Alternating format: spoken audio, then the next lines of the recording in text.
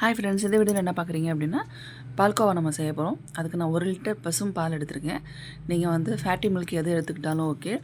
நான் வந்து பசும்பாலில் செய்யணும் அப்படிங்கிறதுக்காக பசும்பால் 1 லிட்டர் எடுத்திருக்கேன்.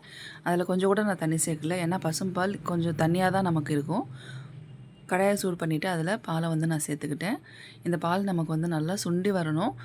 அது வரைக்கும் என்ன பண்ணணும் அப்படின்னா நல்லா கிளறி விட்டுக்கிட்டே இருக்கணும் நமக்கு. ஜஸ்ட் இப்போ தான் நான் பால் காய்ச்சிட்டேன், அதனால் நம்ம எதுவுமே பண்ண வேணாம். அதை ஃபஸ்ட்டு நமக்கு பாயில் ஆகட்டும். அதுக்குள்ளே நம்ம வந்து சுகர் வந்து அரைச்சிக்கலாம். இதுக்கு ஸ்வீட்டுக்கு நான் வந்து ஒரு 200 கிராம் அளவுக்கு சுகர் எடுத்திருக்கேன். ஒரு 4 ஏலக்காய் எடுத்திருக்கேன்.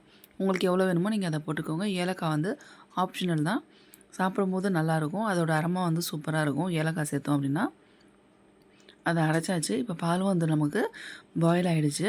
இப்போ என்ன பண்ணணும் அப்படின்னா நல்லா கிளறி விட்டுக்கிட்டே இருங்க. அந்த சைடில் ஆடை இருக்குது பார்த்திங்களா, அது எல்லாமே நீங்கள் எடுத்து விட்டு நீங்கள் நல்லா சுண்ட விடணும் பாலில். அந்த ஆடை தான் உங்களுக்கு என்ன அப்படின்னா ஃப்ளேவர் கொடுக்கும், டேஸ்ட்டும் நல்லாயிருக்கும் சாப்பிட்றதுக்கு.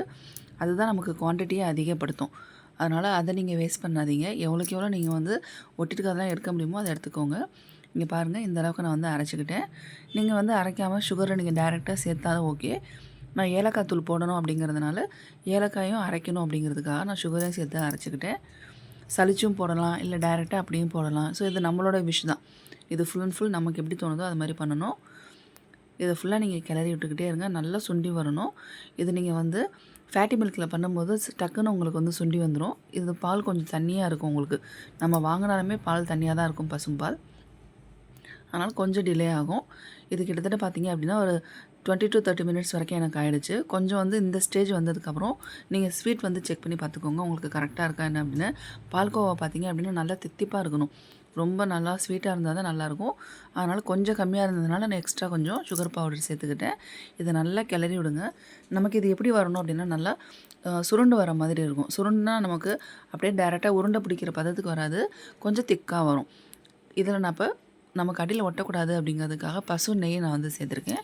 உங்கள்கிட்ட நீங்கள் நெய் இருந்தால் சேர்த்துக்கோங்க, இல்லை டால்டா, எண்ணெய் உங்களுக்கு எது சேர்க்கணுமோ சேர்த்துக்கோங்க. இதை நல்லா இப்போ நல்லா கிளறி விட்டுக்கிட்டே இருங்க. நல்லா சுண்டி வரணும். இங்கே பாருங்கள் எந்த அளவுக்கு சுண்டி இருக்குது அப்படின்னு. இதுதான் வந்து கடையில் வந்து பால்கோவா அப்படின்னு சொல்லிட்டு நமக்கு விற்கிறாங்க. இந்த மாதிரி தான் நம்ம வாங்கி சாப்பிடுவோம். பட் இதை நம்ம என்ன பண்ண போகிறோம் அப்படின்னா நமக்கு வேணுங்கிற ஷேப்புக்கு நம்ம செய்ய போகிறோம். அதுதான் இதில் இப்போ ப்ளஸ் பாயிண்ட். வெறும் பாலில் நமக்கு ஷேப் வருமா அப்படிங்கிறது தான் நிறைய பேருக்கு டவுட்டாக இருக்கும். கண்டிப்பாக வரும் ஃப்ரெண்ட்ஸ்.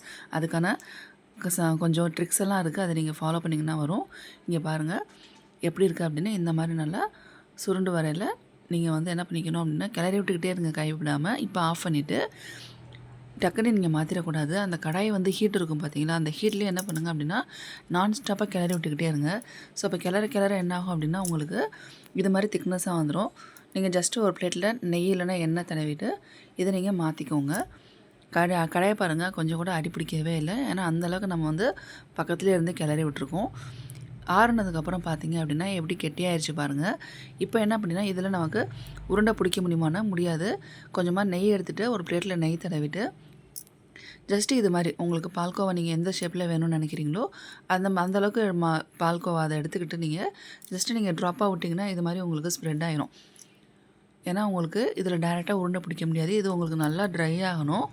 அதனால் நான் எந்த பிளேட்டில் வச்சேனோ அந்த பிளேட்லேயும் கொஞ்சம் வச்சுருக்கேன், வேறு பிளேட்லேயும் நெய் தடவி வச்சுருக்கேன். இது நல்லா கூல்டவுன் ஆகட்டும், நல்லா ஆறட்டும். இது வந்து நல்லா கூல்டவுன் ஆகிடுச்சு, நல்லா ட்ரை ஆகிடுச்சு பாருங்கள்.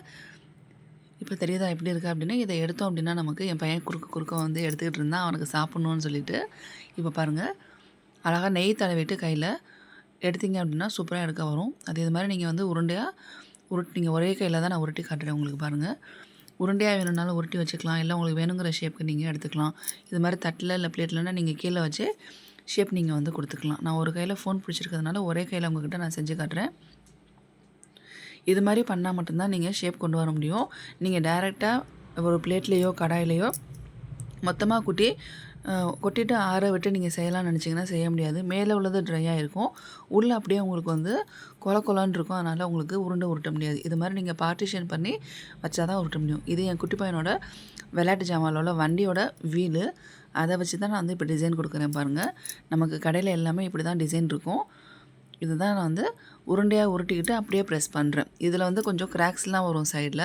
ஏன்னா இதை நம்ம வெறும் பாலில் செஞ்சதுனால கடையில் இருக்கிறதுல ஏன் கிராக்ஸ் வராது அப்படின்னா அதில் அவங்க வந்து எக்ஸ்ட்ரா இன்க்ரீடியன்ட்ஸ் வந்து மாவு இல்லைன்னா பால் பவுடர் எக்ஸ்ட்ரா சம்திங் அவங்க ஆட் பண்ணுறதுனால தான் நமக்கு வந்து அது நல்லா கெட்டியாக உங்களுக்கு வந்து ஹார்டாகவும் இருக்கும். ஷேப் வந்து உங்களுக்கு கொஞ்சம் கூட கிராக் ஆகாமல் இருக்கும். இது வந்து வெறும் பாலில் செஞ்சதுனால நமக்கு சைடில் வந்து வெடிச்ச மாதிரி தான் இருக்கும். பட் ஆனால் உங்களுக்கு ட்ரை ஆச்சு அப்படின்னா நல்லா செட் ஆகிடும் ஸ்ட்ராங்காக. இது மாதிரி எனக்கு வந்திருக்கு. உங்களுக்கு பிடிச்சிருந்தா மறக்காமல் ட்ரை பண்ணி பாருங்கள். லைக் பண்ணுங்கள், ஷேர் பண்ணுங்கள், கமெண்ட் பண்ணுங்கள், சப்ஸ்கிரைப் பண்ணிவிட்டு பக்கத்தில் இருக்க பெல் பட்டனை ப்ரெஸ் பண்ணுங்கள். ஸ்வீட்டான பால்கோவா ரெடி. தேங்க்ஸ் ஃபார் வாட்சிங்.